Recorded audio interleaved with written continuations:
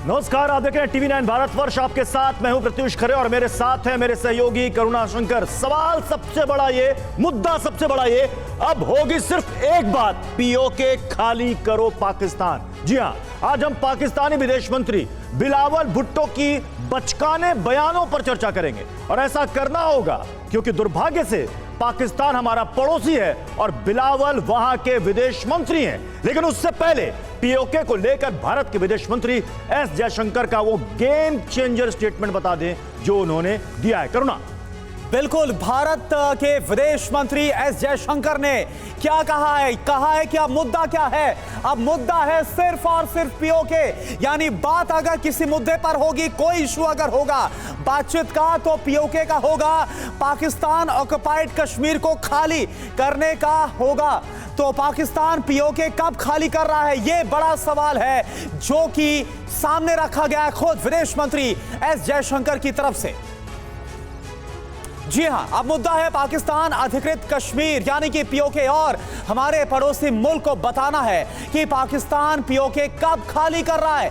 हम अपने विदेश मंत्री एस जयशंकर का यह पूरा बयान आपको सुनाएंगे और इस पर विस्तार से चर्चा भी करेंगे। लेकिन पहले बेबस पाकिस्तान के परेशान हाल विदेश मंत्री बिलावल भुट्टो के बयान पर बात करेंगे। बिलावल भुट्टो, जी हां, बिलावल भुट्टो ने क्या कहा बताइए प्रत्युष। जी हां, बिलावल भुट्टो करने को कुछ है नहीं, विरासत में जो मिला उसे संभालने लायक खुद को बनाया नहीं। क्या है बिलावल भुट्टो की असलियत, क्या है वहां की हकीकत, और उन्हें दुनिया और खुद पाकिस्तान क्या समझती है, इसे भी समझना पड़ेगा। जी हां, ऊपर से पुरखों ने जो मुल्क छोड़ा वो किसी काम का है नहीं। अपनी थोड़ी बहुत समझ होती तो शायद कुछ कर भी पाते, लेकिन खुद सिफर, देश सिफर, सोच सिफर, नीति और नियत सिफर। वैसे तो पाकिस्तान अब चर्चा के लायक बचा ही नहीं है, लेकिन पड़ोसी मुल्क के विदेश मंत्री ने वैश्विक शक्ति बन चुके भारत के खिलाफ जहर उगला है, तो आईना दिखाना तो बनता ही है। जी हां, तो चलिए बगैर देर किए सबसे पहले उस शख्स के दिमाग को समझने की कोशिश करते हैं जिसने भारत को लेकर नादानी की है। बिलावल भुट्टो, जी हां, आखिरकार ये समझते हैं कि बिलावल जरदारी भुट्टो के ब्रेन में चलता क्या होगा, करते क्या है। जनाब के ब्रेन मैपिंग की हम पूरी पड़ताल करते हैं। जी हां, जरा ब्रेन मैपिंग को आप समझिए कि बिलावल के बारे में लोगों की ऐसी सोच क्यों है। ये देखिए, नासमझ, पद के हिसाब से समझदारी विकसित हुई नहीं है, और ये क्यों कहा जाता है, कई बार अनर्गल बयान देते हैं, अज्ञानी है, इतिहास, हालात और घटनाओं से अनजान है, जानकारी नहीं है कब कहां क्या बोल देना। इसके अलावा ये देखिए क्यों हम बता रहे हैं, क्योंकि ब्रेन मैपिंग क्यों।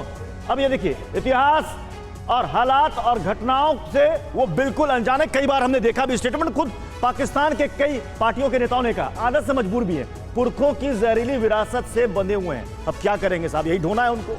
बड़बोलापन, पाकिस्तानी फितरत को ढो रहे हैं, क्योंकि जो उनके पुरखों ने छोड़ा उसी को कंटिन्यू कर रहे हैं साहब।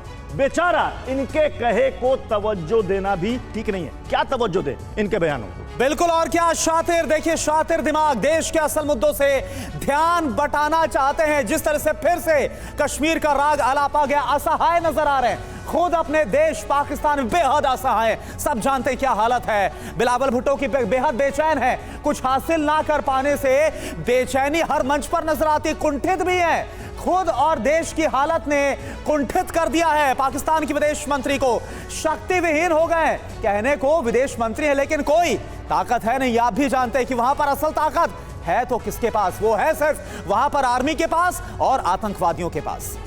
तो मुद्दे क्या है, मुद्दों पर बात करना बहुत ज्यादा जरूरी है।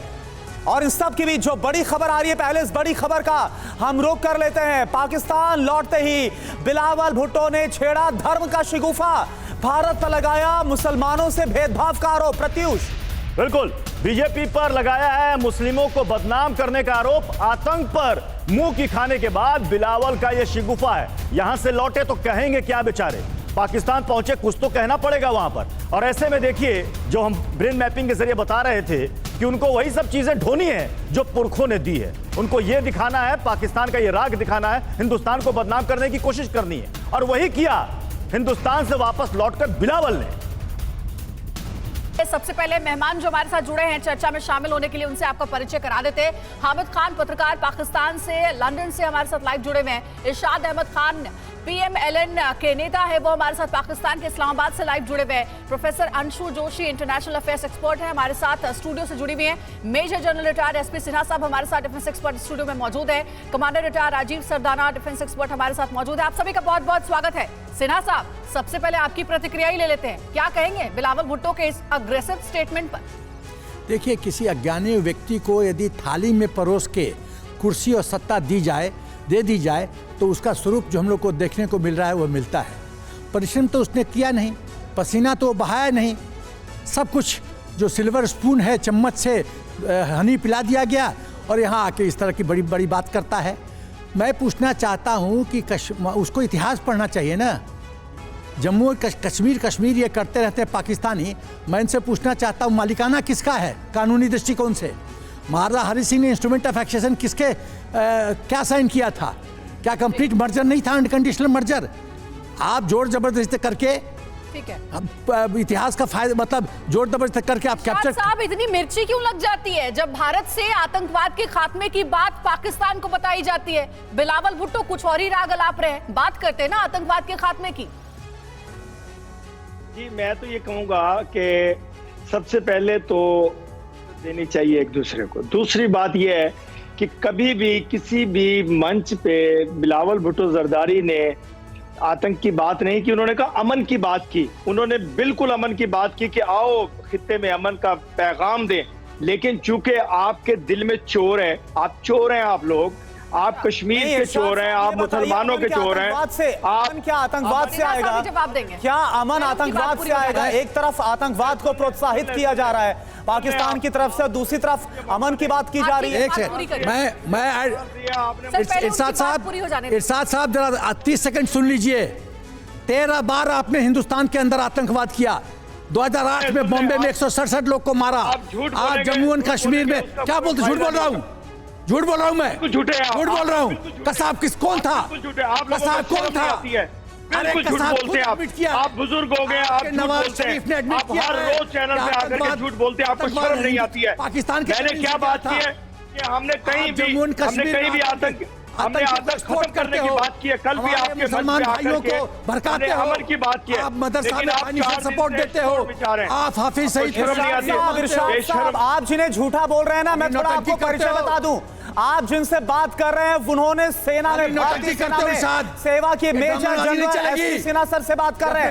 आतंकवादियों से लोहा लिया है, अब बात करिए। आतंकी नहीं चलेगा ये तुम्हारा। मुझे कुछ ज्ञान नहीं किसी चीज का। इरशाद, कोई चीज का ज्ञान नहीं है तुमको मुंह खोलने का कोई अधिकार नहीं है। पहले इतिहास पढ़ो, तथ्य पे बात किया करो। अगर ड्रामाबाजी नौटंकी करते हो। सिन्हा साहब सुन लेते हैं।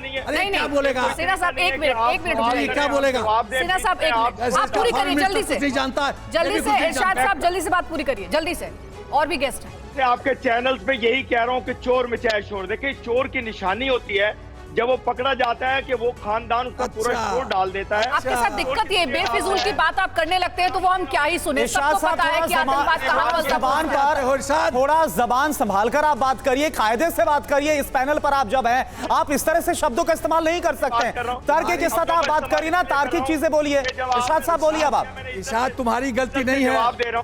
तुम लोग का जो संस्कृति है ना, जो सोच है, वो पूरी तरह से बर्बाद है। ये तुम्हारी गलती नहीं है। देखिए इरशाद साहब, जिस डायरेक्शन में आप जा रहे हैं उसका कोई फायदा नहीं है। बकवास करना शुरू कर बहुत देते हो। गंभीर है। देखिए, इस वक्त पाकिस्तान की हालत दुनिया जानती है। हामिद खान साहब, देखिए ये बातें अलग हैं, लेकिन SCO की जो बैठक थी उसका एजेंडा अलग था, उसकी बातें अलग थी। वहां पर कश्मीर की बात करना, उससे जोड़ के कितना सही लगा आपको? और क्या लगता है ऐसा वक्त है, मतलब पाकिस्तानी निजाम की इस वक्त सबसे बड़ी चुनौती, चैलेंज कुछ और ही है, लेकिन कश्मीर का राग छूट नहीं रहा है? बहुत शुक्रिया आपका। मेरी रिक्वेस्ट है, मुझे 2 मिनट दीजिएगा।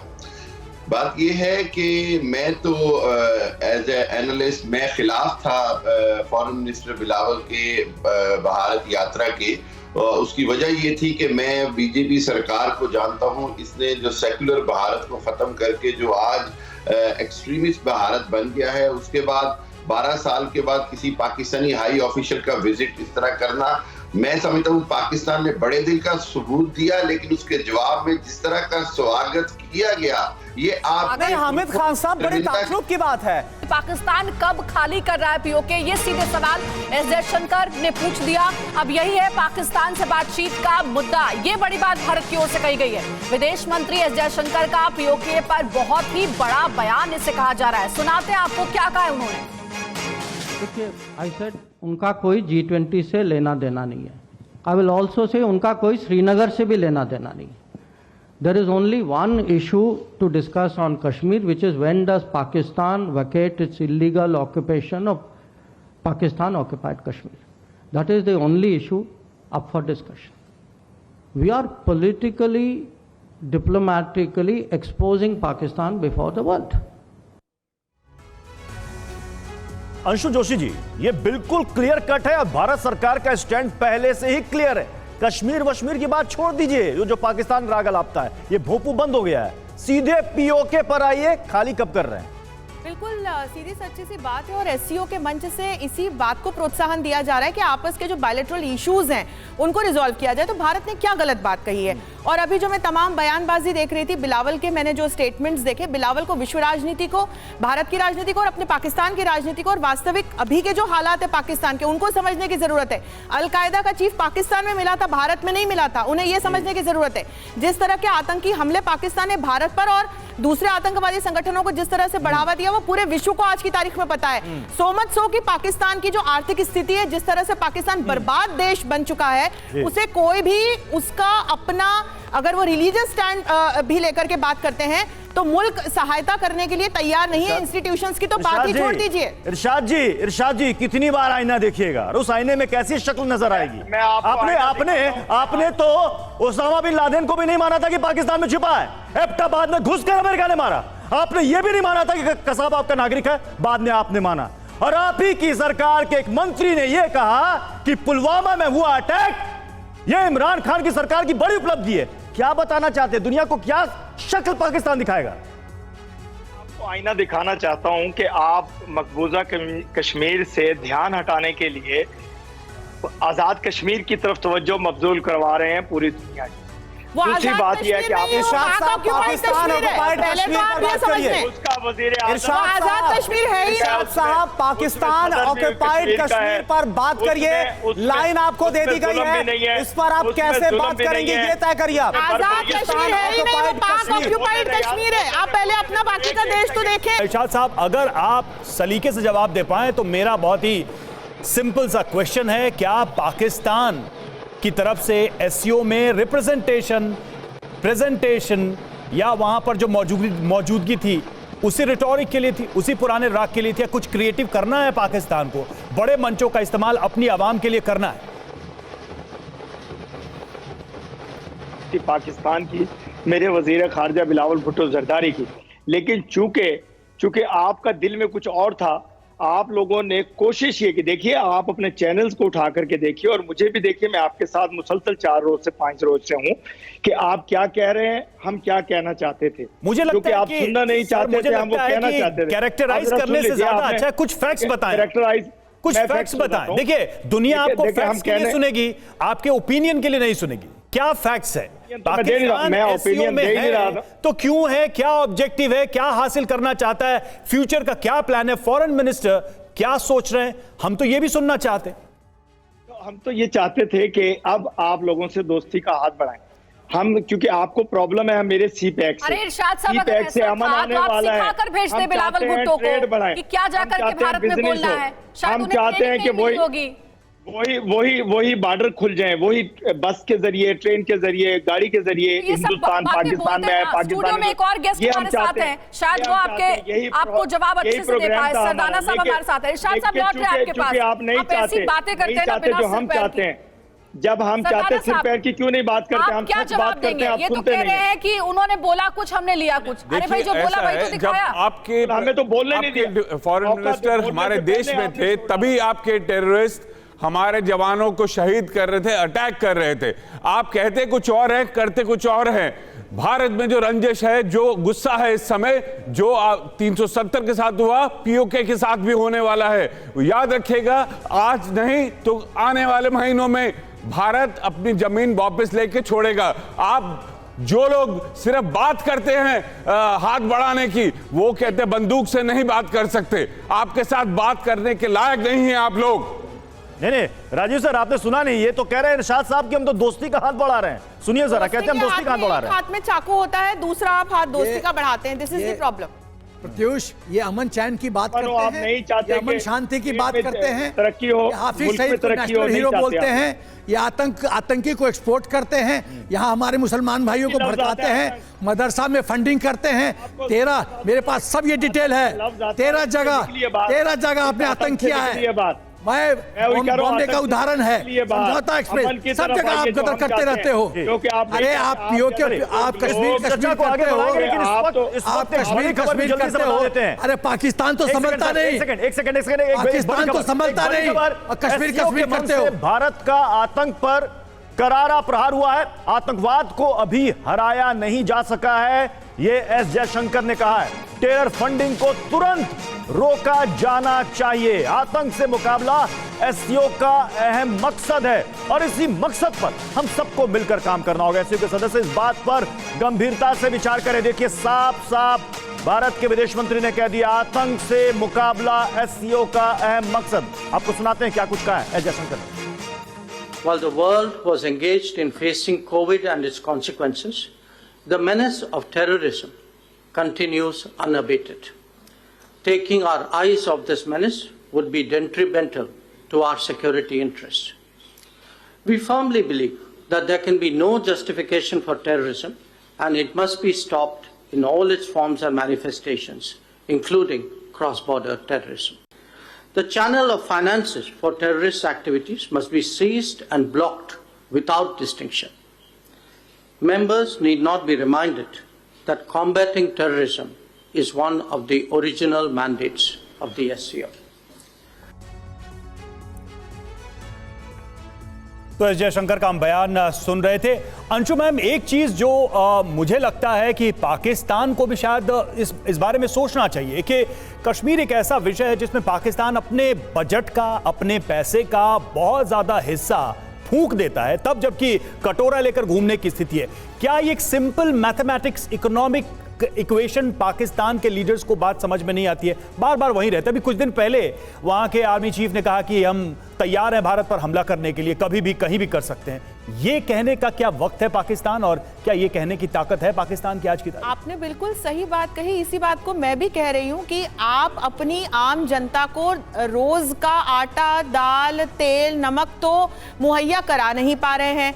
आपको आज की तारीख में कोई देश, कोई इंस्टीट्यूशन किसी प्रकार की सहायता करने को तैयार नहीं है। जिन आतंकी संगठनों को आपने पाल पोस कर बड़ा किया, वो खुद आप पर अटैक करने की, आपके यहाँ शरिया स्थापित करने की सोच रहे हैं। आपकी वैश्विक स्तर पर, आपकी क्षेत्रीय स्तर पर, आपकी अपने राष्ट्रीय स्तर पर इमेज इतनी खराब हो चुकी है। मैं पाकिस्तान के नेताओं की बात कर रही हूँ। इन्हें इतिहास की समझ नहीं, इन्हें राजनीति की समझ नहीं, इन्हें फैक्ट्स नहीं पता।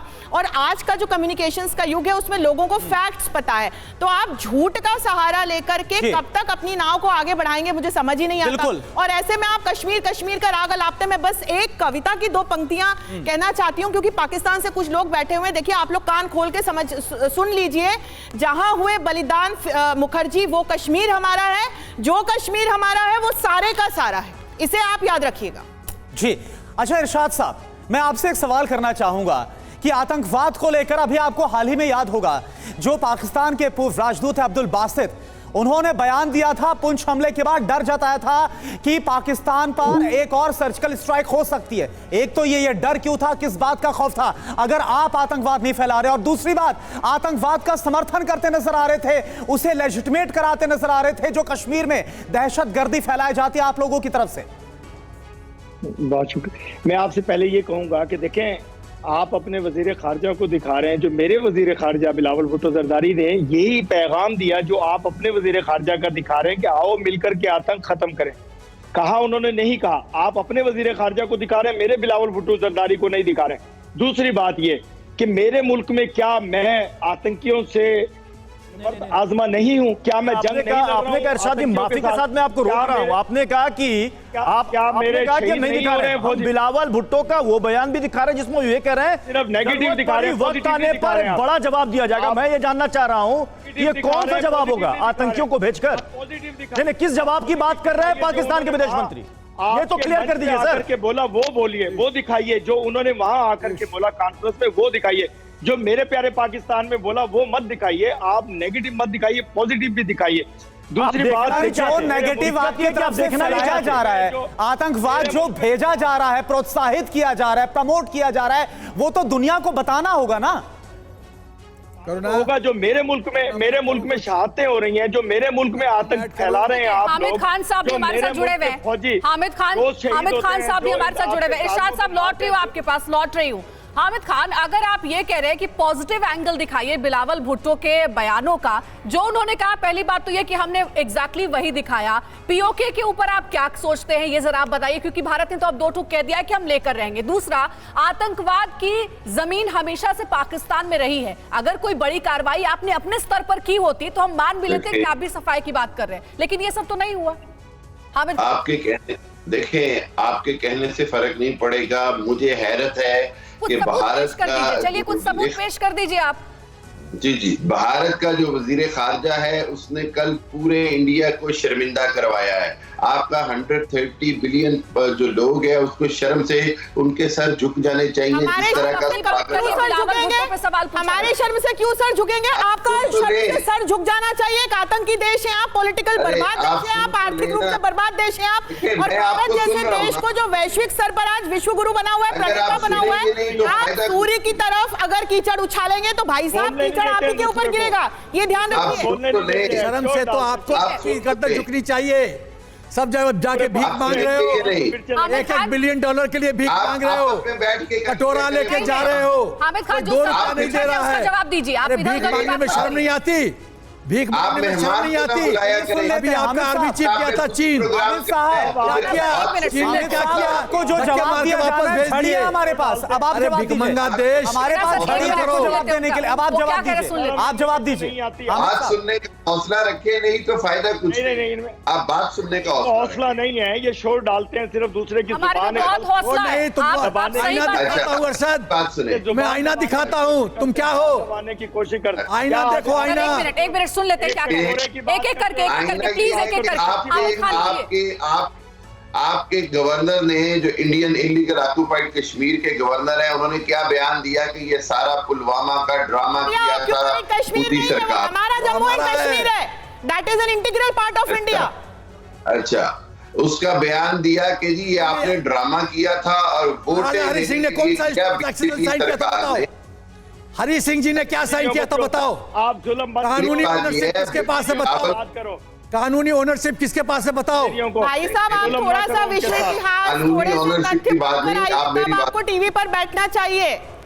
खाली पता नहीं कौन सा चूरन खा के आ जाते हो आप लोग। चाह रहा हूं ये है कि पाकिस्तान आपके गिदड़ बब्कियों से डरने वाला नहीं अरे है। हामिद खान खूब साहब, करते हो। एक सवाल जो मैंने पूछा कि अभी जनरल आतंकवाद पर बाजवा अभी तक बोला आपने मेरे क्या पास फ्यूल कार्रवाई नहीं की, है। सबूत पेश करिए, उसका जवाब दे दीजिए। आप तो बोल रहे थे कि हमने अभी बहुत जनरल बाजवा बोला आपका रिटायर्ड जनरल, हमारे पास फ्यूल नहीं है टैंक में, हम लड़ नहीं सकते। और आप जो सिविलियन ड्रेस पहन के खूब बकवास करते हो टीवी पे। जनरल बाजवा ने क्या कहा था? नाम लेता हूं। जनरल बाजवा ने कहा था कि हमारे पास टैंक के लिए फ्यूल नहीं है, हम लड़ नहीं सकते। मैं तो कह रहा हूं ना, आप आर्मी शौक चीफ बोला पूरा कर ले। रिटायर्ड। अरे जरा उससे तो आप पूछ शौक लो पूरा कर- उन्होंने क्यों ऐसा बात आपको बोला, पता सिखा आप देंगे। उनसे पूछ लो। आप 4 जंग शौक लड़े हो, पूरा चारों में करते, हमने आपको ठोका है सिखा तुम्हें, देंगे। चारों जंग में ठोका है। अरे साहब, तुम खाली ईद में मीट सप्लाई कर सकते हो सिविलियंस को, बिजनेस कर सकते हो, तुम्हारी पाकिस्तान की आर्मी धंधा कर सकते हो, लड़ नहीं सकते, खाली लूट कर सकते हो, लूट कर सकता है। बाजवा का कितना हैसियत है? $12 billion as a lieutenant general, income tax return nil, और अभी $12 बिलियन तुम्हारे देश की क्या हालत है। अच्छा हामिद साहब एक सेकंड, मेरा एक सवाल आपसे, क्या आप इस बात को नजरअंदाज कर सकते हैं, झुठला सकते हैं? गिलगिट बाल्टिस्तान में क्या हो रहा है ये बता दीजिए। कैसे वहां पर पाकिस्तान के खिलाफ नारेबाजी हो रही है और वहां पर मांग उठ रही है कि बहुत हो गया, अब उन्हें भारत के साथ जाना है। इसे आप झुठला सकते हैं? वो तस्वीरें हम दिखा चुके हैं, वो नारेबाजी हम दिखा चुके हैं, अब आप बताइए।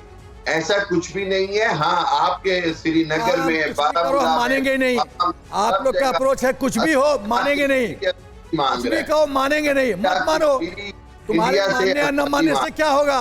तुम्हारी औकात तो ये है, कटोरा भेज देता हूं गिफ्ट, भीख मांगो, इरशाद साहब भीख मांगो। ठीक है, मैं इरशाद जी के पास जाऊंगा, लेकिन उससे पहले एक बड़ी खबर आ रही है। एससीओ के मंच पर बिलावल की फजीहत हुई है। बिलावल ने रोया है कश्मीर का रोना, फिर से वही रोना।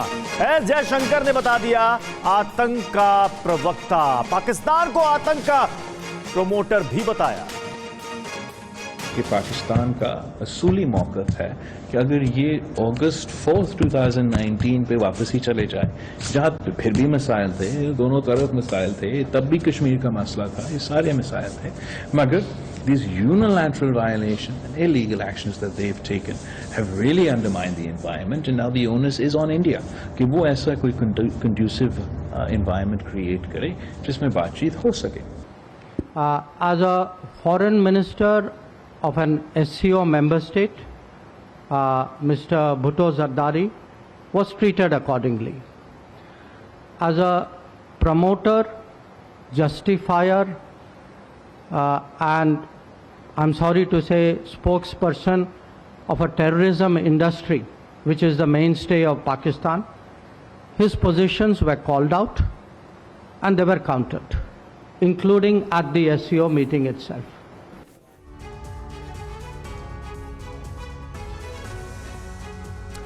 तो सीधे सीधे विदेश मंत्री एस जयशंकर ने कह दिया कि आतंकवाद का प्रवक्ता बन गया है पाकिस्तान। अब सोचिए, इससे बड़ी इंटरनेशनल बेइज्जती और पाकिस्तान की क्या हो सकती है। कई बार अंतर्राष्ट्रीय मंचों पर पाकिस्तान को आईना दिखाया जा चुका है, लेकिन फिर भी वो बाज नहीं आ रहा।